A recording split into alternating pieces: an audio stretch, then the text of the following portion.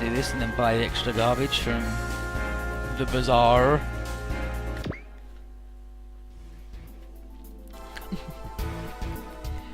A new world had given birth to new conflicts. Arising as they had from the multi-dimensional world, these conflicts were marked by complicated aspects and elevated levels of chaos. The New Earth Federation had regarded those living in space as the enemy, and adopted a hostile posture towards the plants and the moon race. Though hopes were initially high for a peaceful settlement, the aggression of the Federation left them with little option but to respond in kind. However, mankind's enemies were not only within. The Geizok, Zeravi, Eldar, Aldebaran, and fallen angels, all external foes, represented a threat to be guarded against. Even greater foes lurked in the shadows of the world as well. Amidst it all, some perceived the flow of world events and made preparations for their next moves. Among them were the New Earth Federation, the Zaft, the Moonrace, the Chirim, the Aman, and others. In this world of chaos, human life stood poised on the edge of a knife. To see tomorrow, one must first survive today. To preserve today's life for that tomorrow was the reason for which they all fought.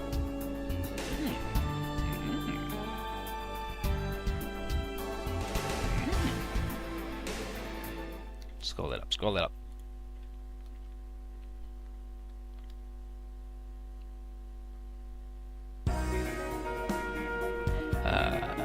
I don't know, we're going to leave it like whatever we got to do to get the thing. Bright tells Camille and the others that we'll be secretly cooperating with the Chimera Squad from here on out, because really there's no reason to refuse. We may not be helping us directly, but Emma thinks it's good enough there are people inside the Federation Army that desire these reforms. And Quattro agrees and says that with this we can widen the scope of our operations. Apollo asks, Bright says our immediate concern is directed by Dorandal and Blex, which is Aeg's leader, is to head to the Pacific Ocean. And we're going to assist Zaft's advance while fighting aliens and Titan assets in the area. Rakoa remembers the area as being close to the southern part of Gallia with a high concentration of Chapars. And with that in mind, Quattro says that Dorandal is also trying to get in touch with the Gecko State.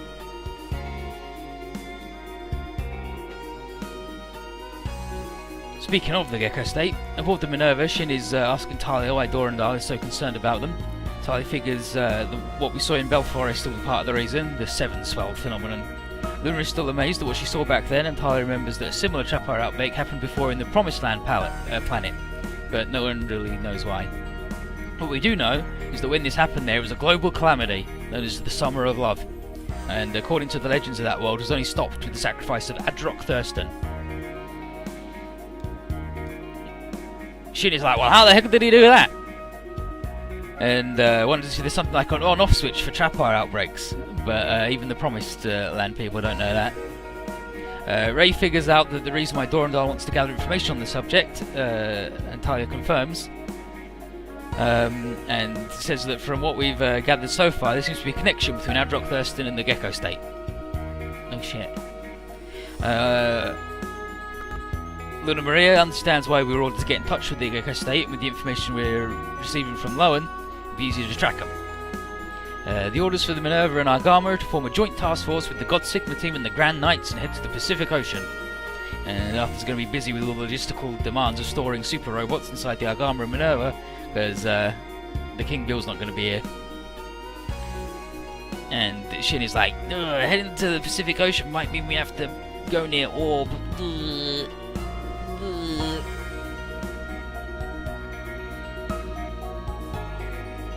In the hangar, Julie's just finished giving the Minerva mechanics the rundown on how to repair and resupply the stuff, and Vino doesn't get 100% of it, but he's figured that he'll learn the rest by doing. Tsuchiya said that he and the others can do small repairs on their own, anything bigger than that requires a professional touch. Yolan is psyched to get to work because it's not every day he gets to fiddle with a super robot. And Luna wonders if it's okay for them to stay here because she thought they were going with the Gallia team. But Mizuki says that Sama wanted them to make another stop by Trinity City before anything else. Lil's worried about her uncle, and Eiji's like, don't worry about it, whatever it is the Japanese government might be up to, there's no way Sandman will get taken out. And Toby's like, yeah, Eiji's right, he's a good man. And Lil relaxes a little bit. Aina's like, alright, well I'm packing all the stuff up so we can get moving to our new rooms on the Frieden. And Brigitte, Anya and Cecile are going to help with this, and there's Anya, there's Cecile, and there's Brigitte, Brigitte, and they're the three maids that also undressed at AG when he fell out of the jet. They're like, alright, time to change away. And they're all like fucking 9 or some shit. They're little tiny maids. But it's going to be busy now, so Brigitte makes it a point to tell AG that he'll have to do his own laundry. And AG's like, oh shit, wow, I'd totally forgotten that you were cleaning up after me all this time. Women all the fights, I guess. Yeah, they're definitely not going to get taken over by Hitler, the demon Hitler. What the Frieden, Jamil's telling Shingo to stay right behind the Gama and the Minerva, and it should be no problem because the Frieden can cruise across the ocean, even if they can't fly. Tony thought they were going with the Iron Gear, but they're being targeted by the Frost Brothers, and they're part of the Federation army, so it'd be safer in the company of Zaft. And Jamil has another reason. He said the Agama also came from a world with new types, and Sarah wants to know if there's a connection to their own world. And Jamil just thinks it's a coincidence, but Tifa is deep in thought. Yeah, you can't tell, but that's just their face. Aboard the Iron Gear, HLG has just filled up their stock with food bought from the Glomar, and Shai made sure to give them a good discount. On the other hand, they are merchants, so Hazelman offers to have the combat-oriented ships lead the charge into potential battles. The supplies they've got will help against Japan's sealing, thinks Gary the Ninja. But Barum reminds him that the main problem is we've got no idea where they even are in the first place. Mimsy can help. Her Armenian contacts have reported a group matching that description crossing Siberia. And Maria has heard that the residential unit is huge, so there must be a lot of people inside. And Koji's like, wow, a whole lot of people want to live in Japan. Sarah asked if Koji's got a problem with that, and he's like, I just surprised my country became the object of such wanderlust in some of the alternate worlds. And Goli says back in Volgusk, they were told ancient tales of living in the place, and eventually the people grew the desire to go there. Gappe also wants to go back to his homeland, so he'll be cooperating with the Exodus. Once they find Japan's sealing, they can tow it with the King Beale and get it to Japan. Toot sweet. The Tudor's glad because it's still their home even in this world, so it'll be good to go back. And Mimsy tells him that the country's government has proclaimed itself independent from the Federation, closed its borders, and denied entrance to any outsiders. Well, I mean, good job we're all Portuguese. Cappe goes, alright, Tailed Gal, Japan is our home, so I'm going to be walking right in there. And Mimsy's like, Tailed Gal? And then the Keiko's like, Cappe! Mind your manners, be nice to people, don't mention their tails if they got them. And then Kay says, that's no way to talk to a lady, you gotta have a little more delicacy. And Cappe's like, yeah, I'm not a ladies' man like you. I mean, considering that's the first nickname he's given to any woman that's not Stupid Pig. I think Cappe's working his way up. Gwen is going to keep following the moon race in Gallia, and he keeps calling Lauren Laura, because he refuses to believe that he's Lauren, because he's in love with him. And he's like, but I'm not gay, so you got to be Laura, the woman one, right? But Gwen eventually does come to terms with his homosexuality eventually. But Lauren's like, you going to fight the moon race?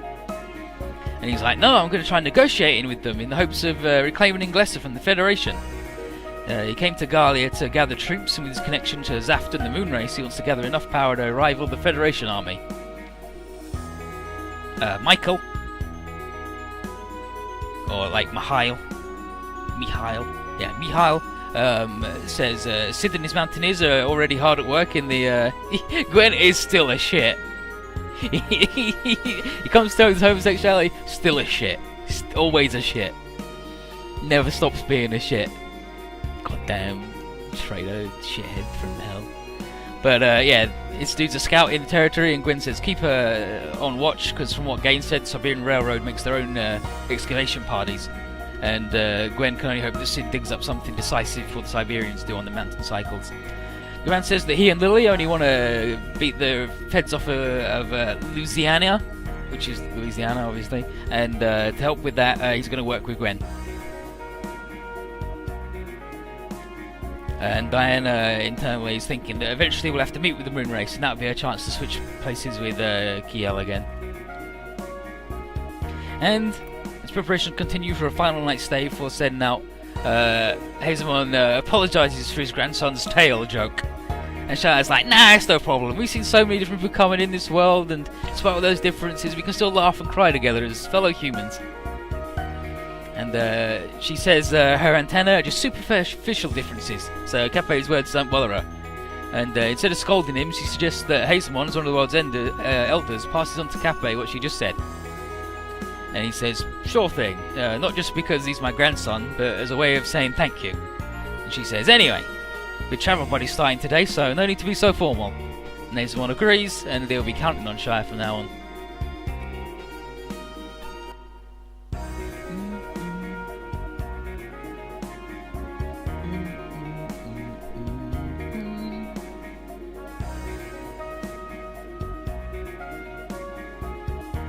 So, but meanwhile, on Setsuko Land, Bright has just finished explaining the plans to Setsuko and Toby, and it's follow the Gekka State or help the Exodus.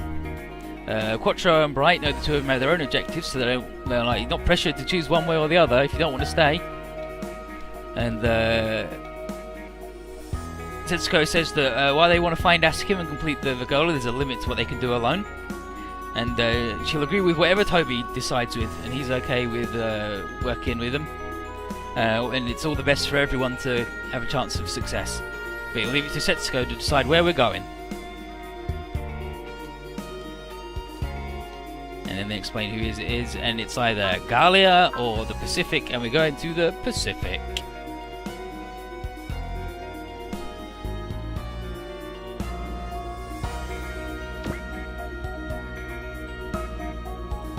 And Quattro's like, glad to be relying on you again.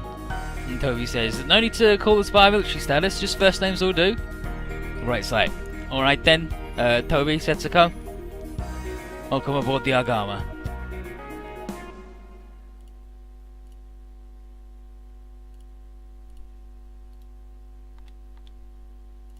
Meanwhile, in Aprilis, is it Aprilis? Yeah, it's Aprilis, the plant's capital. Durandal has just passed on Talia's information to Wong, the Anaheim electronics rep to the AEG, and Blex, this dude here. Wong wonders if they can trust this Lowen general, as he could well be pretending to be a trader to spy on our movements. And Durandal is like, I wonder. But Blex says, if we consider how the AU first came to be, it's not inconceivable that people like Lowen Squad also exist. Wong thinks that fully trusting them is dangerous, and Blex is like, oh, I'm well aware of that. But he expected Wong and his people to appreciate the offer, being the AU's investors and all.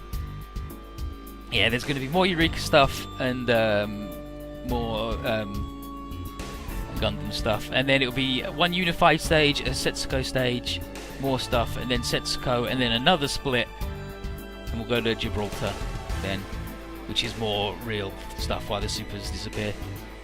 They go on border patrol. But Durandal thinks that the real question mark is on whoever's giving Lowen his orders, and he's willing to take the risk of contacting that someone directly.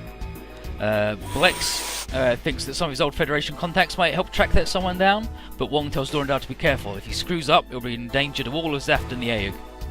They then leave to negotiate with the old Space Revolutionary Army, and Durandal's like, leave that to you. And then he says that just as the humans of Earth banded together into the new Federation, they must also do the same. And Blex says to stop them from deciding the fate of the world, we've no choice but to fight.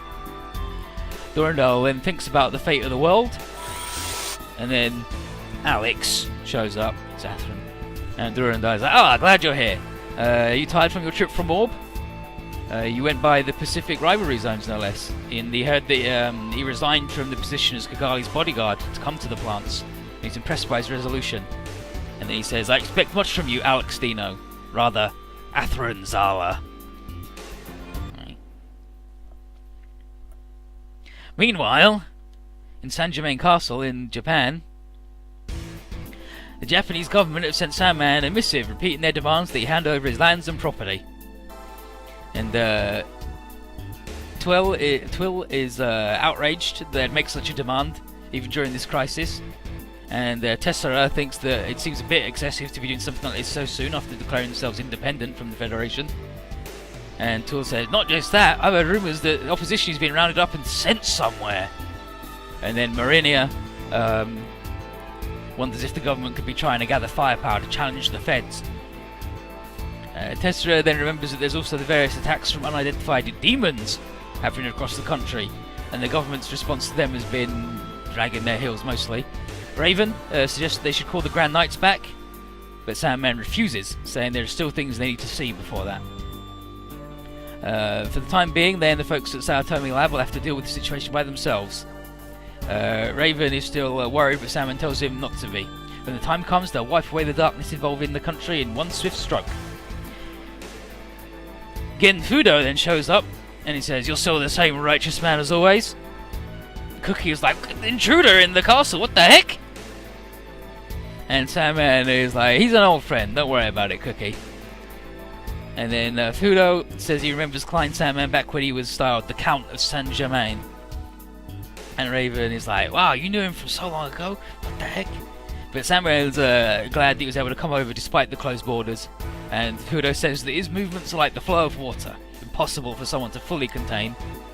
And Sandman's like, "Still, it's a shame you didn't get here a little bit sooner, you just missed the cherry trees." But Fudo figures there'll always next year for them to enjoy some sake under the blossoms. He asks about the situation on the Sao Tome Labs, and Sandman says they've recently perfected a new invention, which they're going to use to keep Japan safe from the demons as best they can while alone.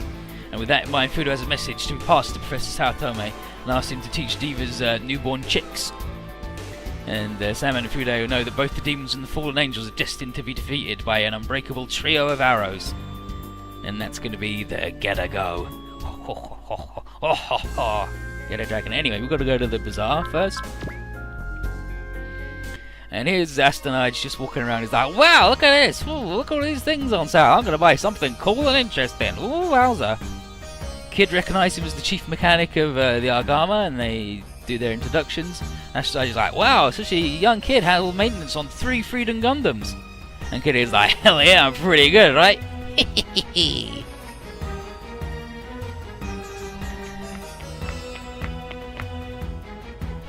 Vino then runs over and tells Astonage that they found a rare part being sold nearby and they need to buy it quick. Yolan says that it's the Iron Gear's square-faced mechanic, has eyes on it too. In Coliset. Kid's like, "Who the heck are these?" And Vino's like, "Oh, hi, I'm Vino, blah blah blah, I've been working on the Minerva." And Astonage's like, "Leave it for later, we've got to get that thing." And Vino's like, "Hell yeah, I think one of the AUG's mobile suits could be able to use it." And then we go to the Bazaar and we buy this thing, the goddamn high capacity energy pack. And another booster. Now we've got 8 fucking boosters. Why not,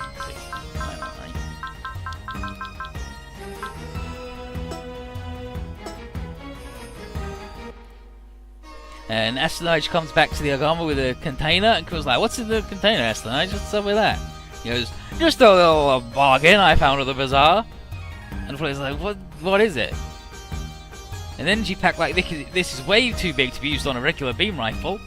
And everybody's like, "What were you thinking when you bought it, you idiot?" And he says, "Impulse buy, because there are other people interested." And I'm like, "Well, we should be able to make use of it, provided we find a condenser capable of controlling this level of energy." And Astonage is like, "Alright, I'll put it somewhere in the hangar, but better hide it, because Bright ain't going to be happy when he sees it." The worst kept secret. It's so stupid. But anyway, that's enough of that jazz.